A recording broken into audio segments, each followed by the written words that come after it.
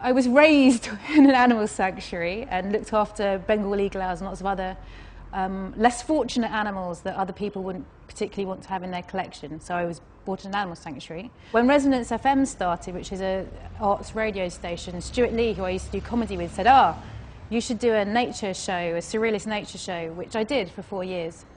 And then from that stemmed this kind of different take on nature, this more cultural, artistic mix where nature is part of us and part of culture rather than something other. Festival started in 2006. I did the first one at London Wetlands Centre and 10,000 people came over one weekend, which was pretty big. And then someone from South Bank Centre said, you should come and do it here across our 21-acre site. So suddenly it had grown quite a lot. We had a bee cab, so it was a London taxi turned into a giant bee, to correlate between the plight of urban bees and taxi drivers and the knowledge that they both have of the city and they service the city. We had the iconic termite pavilion, which taught people that you can learn from the master builders, which are termites, who have been creating organic, breathable structures for 300 million years, and actually that's where biomimetics and architecture is going.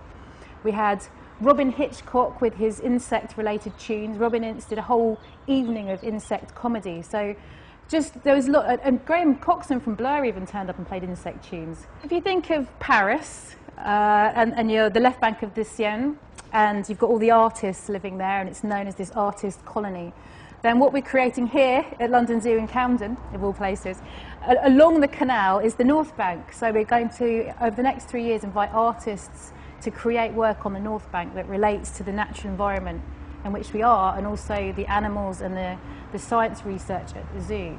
So it's a real experimental place where people can come and feel free to practice their art with the animals and work with the animals and the scientists and see what happens.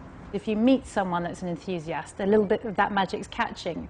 Whereas if you read about it or watch a documentary, you go, that's amazing, and then you think nothing about it. But if you meet an expert or you meet someone that has dedicated their life to a subject, then you kind of, it rubs off on you, and you get, you're 15 years later, you're living in the zoo in a caravan.